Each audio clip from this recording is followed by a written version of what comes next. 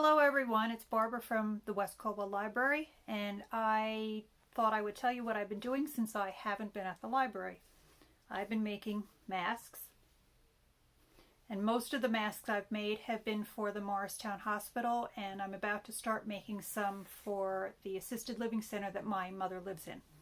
So I thought I would go over how to make a basic mask. I did not come up with this pattern. It was provided by the Deaconess Hospital in Evansville, Indiana, and I'm sure if you go online you can find their pattern. It's really very simple. There are only 4 components.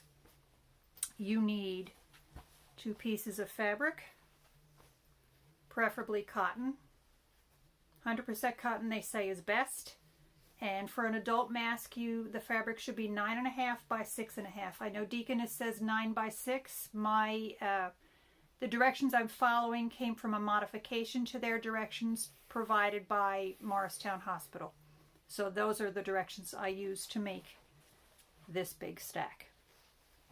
Morristown Hospital also wanted round elastic, looks like this, and you put little knots at the end if you use round elastic. They also say you could use 1/8 elastic, this little itty bitty skinny stuff.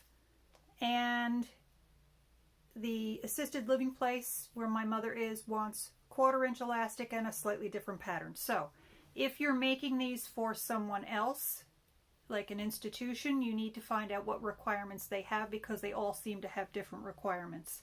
So I thought I would make the type that my mother's assisted living facility wants. So I have my 2 pieces of fabric. Now, they required or requested that you put iron-on or fusible interfacing onto the back of each piece. It's supposed to provide a better barrier, they think. And they say the masks will be used by people not coming into contact with the residents, so the ancillary help, and they're saving the N95 masks, I guess, for their nursing staff. Morristown Hospital, on the other hand, requested a flannel backing and no interfacing with just the round ear loops. So each place has a different thought on what they want, I guess, based on how they're using it. So why don't we stop now and I'll readjust my camera and I'll show you how to make one mask.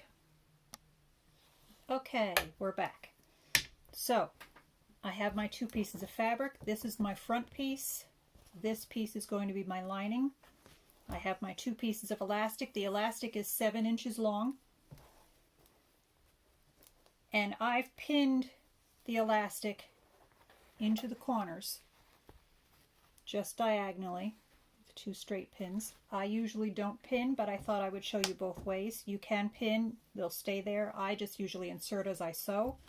So what you want to do is put pretty sides together on your fabric, lining up all your edges. And I'm going to start sewing about 3/4 of the way down on this long 9.5 inch edge. So I'm going to start right about here, and I'm using a 1/4 inch seam.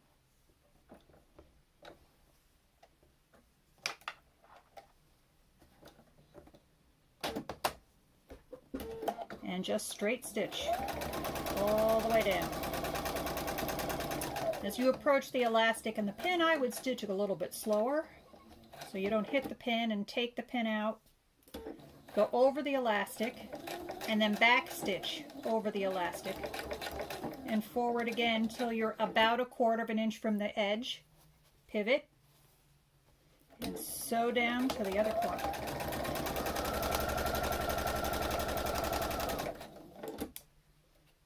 Approaching the elastic, so I'm going to slow down a little bit, pull my pin out, stitch over the elastic, back stitch, stitch forward again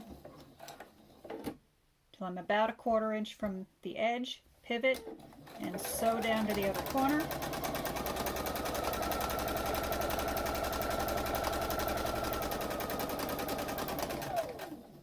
Now the way I would do this, I'd wait till I got maybe 3/4 inch from the corner. I'd pick up the edge, slide my elastic in, kind of on a diagonal so it hits the point.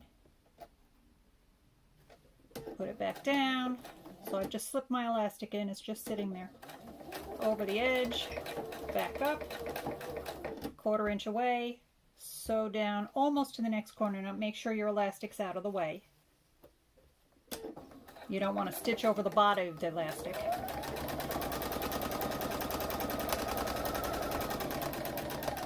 So I'm about 1 inch from the corner. I'll reach inside, grab the end of my elastic right here, and slide it over to the corner so it's even with that corner. Put my finger on it, and I'm going to feel along here to make sure that the elastic didn't twist. So I'm running my finger, I can feel the elastic. I just want to make sure it didn't twist inside because that would be very uncomfortable. And stitch to the end, back up over the elastic, stitch to 1/4, pivot. And this time I'm not going to stitch. I started stitching here. We want to leave about a 2 inch opening, so I'm going to stop stitching here.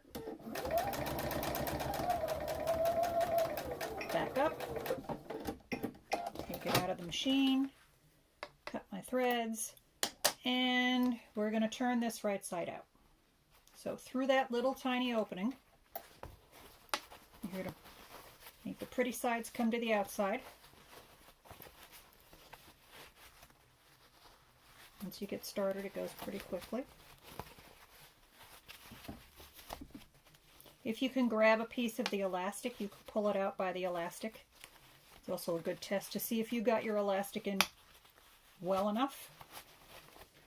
Because if it pulls out now, it's not a good thing.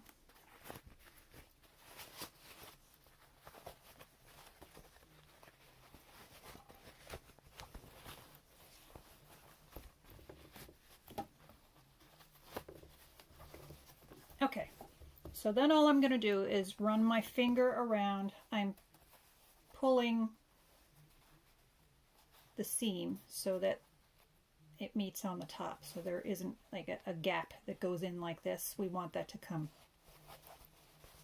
here. You don't want a gap like that. You want it to come to the top. So it's nice and neat. You could take this to the iron if you wanted to and press this all out so it's all nice and neatly exposed. But I'm doing these generally a dozen at a time, and it just goes faster to finger press.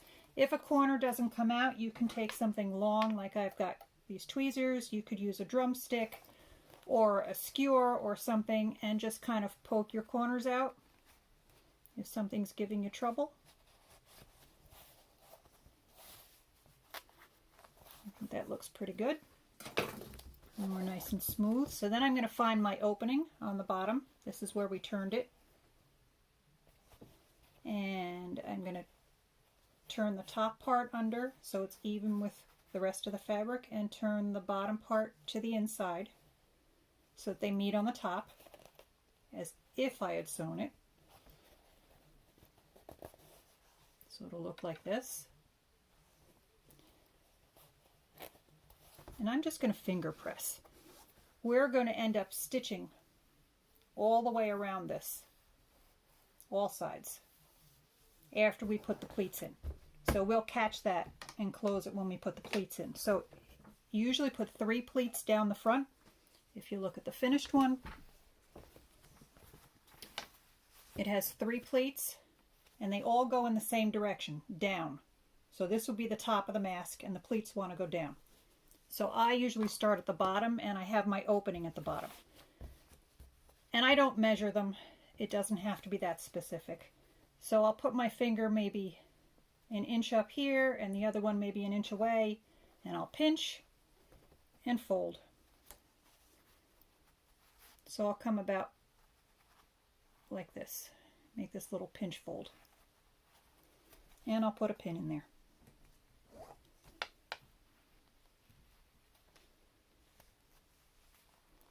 Same thing on the other side, pinch and fold. Try to make them even.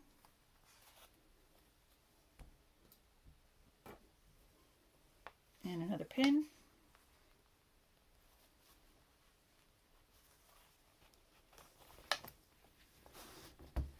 And the center pleat, I'll start about the center with where the center would have been had I not done that pleat with this finger, and then that one's maybe an inch away, not quite. Pinch and fold. What you want to make sure is that when you do your pleats on the side here, that this pleat doesn't overlap with that pleat, because then it gets too thick to sew. So you want it to be up like that. Another pin.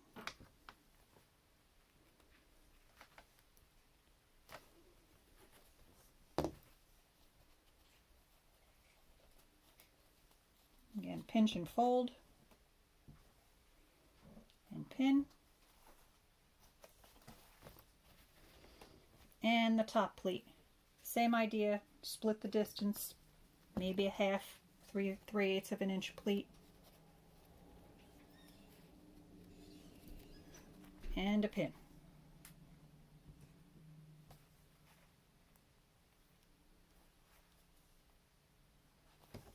Pin on the other side.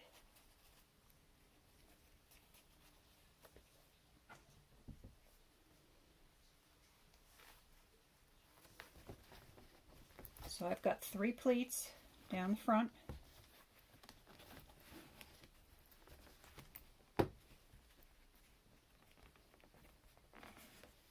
And I usually try to check to make sure my 2 sides are about the same length or width. They're roughly the same. So then we're back to the machine. I start at the bottom here where the original opening was that we turned. I make that look nice and neat again. Put it under the machine, and I will top stitch at about an 1/8 inch away. Again, straight stitch. When I top stitch my machine, the inside of my foot is about an 1/8 inch away from the needle, so I use that as my guide. If you're wider, it doesn't matter. If it's crooked, the masked police are not going to yell. Come down to the end with the elastic. You get about 1/4 of an inch away. I go over the pleats. I don't go at an 1/8. I go about 1/4, even a little wider. And go slow over the pleats because it's thick.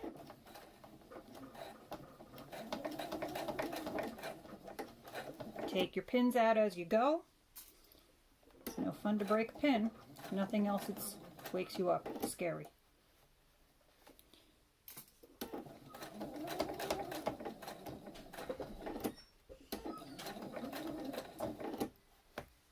Remove the last pin on this side. Down to the corner. Pivot. Now this is the top, so I'll come a little bit closer. And I'll work the edge out again so that it's neat. And 1/8 inch top stitching. Working my lining back.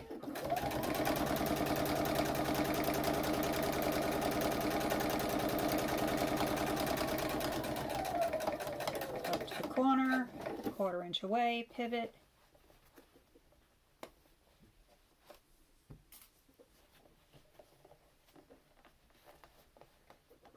And stitch down over your pleats, removing the pins.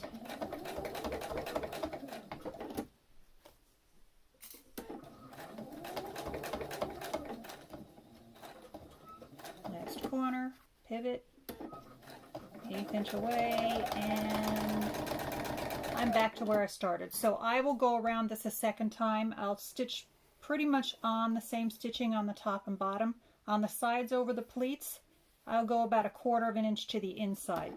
Give them a little more reinforcement. It goes much faster the second time. You don't have pins, it's already stitched down. You don't have to worry as much.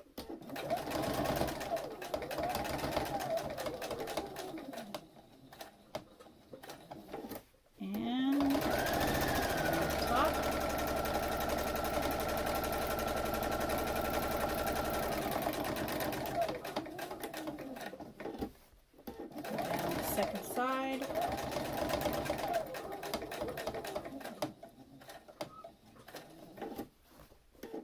And the bottom. Back to the beginning and take it out of the machine. Cut your threads and you have a completed mask. Pleats are all going in the same direction. They're all coming from the top. and you're done.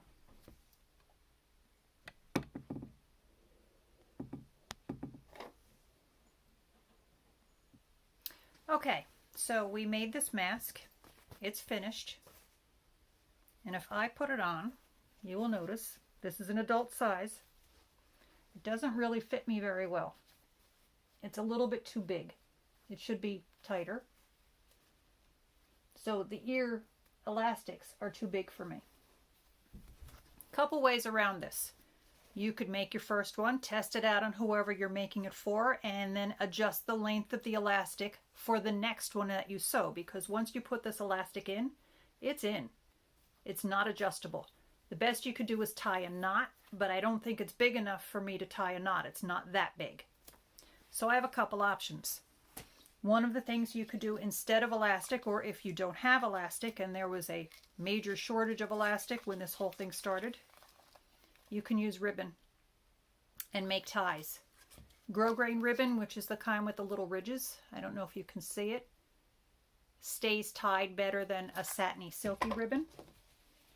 And you would construct the whole piece exactly the same as I just demonstrated with the elastic, but instead of stitching the elastic in the corners, you would stitch a piece of ribbon in each corner, either diagonally like this or a 1/4 inch away so that it's parallel with the long side. Then when you came up like this and you pivot here, you would come down like this and you wouldn't catch this ribbon. So you could actually put it in maybe 3/8 of an inch. When you layer your other piece on top, just make sure all of your ribbons are sort of bunched up in the center so that they don't get caught in your seams around. Aside from that, the same construction methods hold. You leave the space on the bottom, you turn it, you pull your ribbons out, you make your pleats, stitch them down, stitch around twice, and you've got a mask that you could tie on, which would be more adjustable. The other option, if you don't have ribbon, you could make your own ties. If you've got a length of fabric, your ribbon should be 16 to 18 inches, by the way, for each of the 4 pieces. So if you make your own ties, you need a piece of fabric that's about 1.5 inches to 1.5 inches wide by 18 inches, 16 to 18 inches. You would need 4 of them. You would take your fabric and you're gonna, let me see if I can adjust this camera down. It's easier to do on a flat surface. Let's see where you are. What can you see? Okay, here we go. So you would take your fabric at the iron, you would fold the 2 outside edges all along the long length in towards each other like this so they meet. And then once you press that, you would press the whole thing together like this so it forms a little skinny rope. And then you just stitch it all down. I don't know if you can see the stitching. And then you've got a self-made tie. You do the same thing with this as you do with the ribbon. Attach it to the 4 corners. Assemble the mask exactly the same as I did before. Again, tying on may not be as comfortable. I don't know. I think that's why they wanted the elastic, because it's easy to get it on and off. You don't have to have someone help you tie it behind your neck. So a third option is kind of a casing. So here's your mask. It would fit the same way. And instead of having a tie come out here or having elastic at the end that's fixed, you could make a casing that you could run a piece of elastic in. See, this elastic moves right now. Then I could tie a knot in the elastic. And I could tie the knot so that the elastic was the right size for whoever was going to wear it.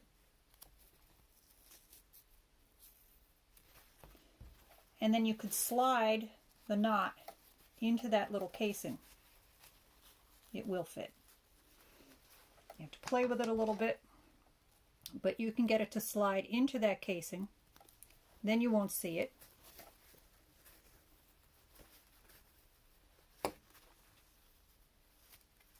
It will fit, don't worry. Then you won't see it, or you could leave the knot hanging at the back, and it's adjustable, so you can make the ear loops smaller for whomever you are making it for. So to make this casing,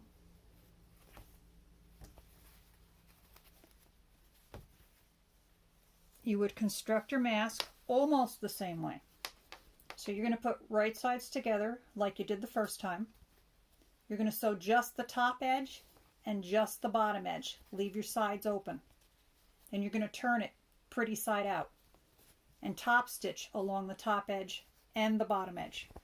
So you just have a big flat square that's top stitched on the top and the bottom. And you put your pleats in. This is still a raw edge.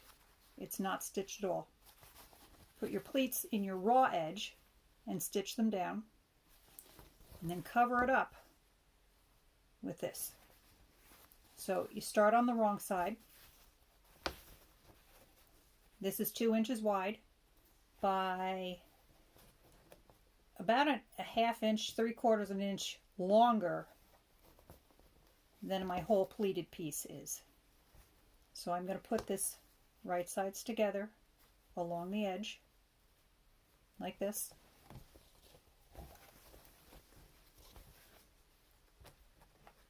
I'm going to take it to the machine. I'm going to let it extend up here past the edge, and I'm going to sew a 1/4 of an inch seam down here.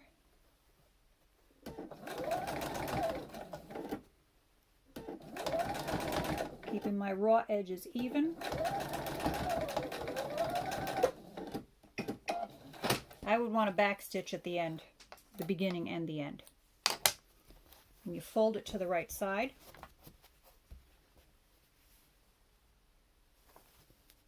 See that in the camera? I would take this to the iron. I would press this edge down and this edge down. You're going to turn this all the way down to here. And this is going to come all the way up. So you've got a nice folded edge at the top and bottom. And again, I do this at the iron. And then you'll take this, fold it in so that it meets your raw edge here. You see that? So it meets the raw edge. And then fold it over a second time so that it's on to the face of the mask. Now you've got a nice folded finished edge here. You've got folds in here. And you top stitch right along this edge here, that folded edge, and you're going to top stitch along this edge, and you've created a casing.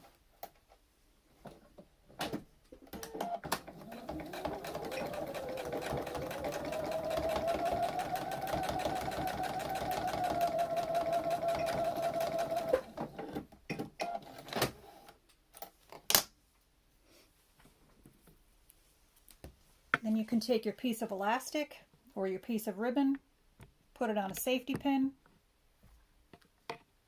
and slide it right in. My camera is falling, hold on. There.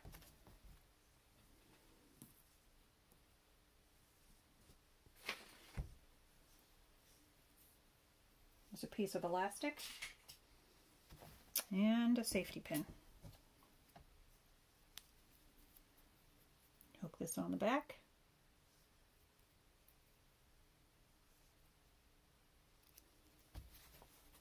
I'm just going to put it down inside your casing.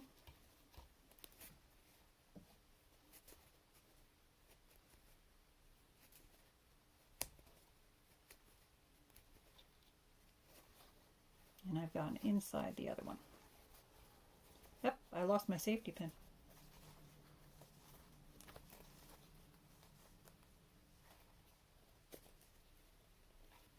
Okay, so my elastic came off my safety pin. Hook it on better. I'll have to play with this. But you get the idea. Then you could have an adjustable strap. This way, if the elastic wears out, you can replace it. Where on the other one where it's stitched in, if it breaks, you can't replace it. The only other thing a lot of people are doing are putting something like this on the inside. This is called Olafun, O-L-Y-F-U-N. It's kind of a plasticky paper thing. It's the type of fabric that the reusable grocery bags are made out of, but it's not heavily plastic coated, so it's not the kind that's totally waterproof, but just the meshy kind. And they're using this as an interlining because it's supposed to, again, provide more of a barrier like the interfacing does.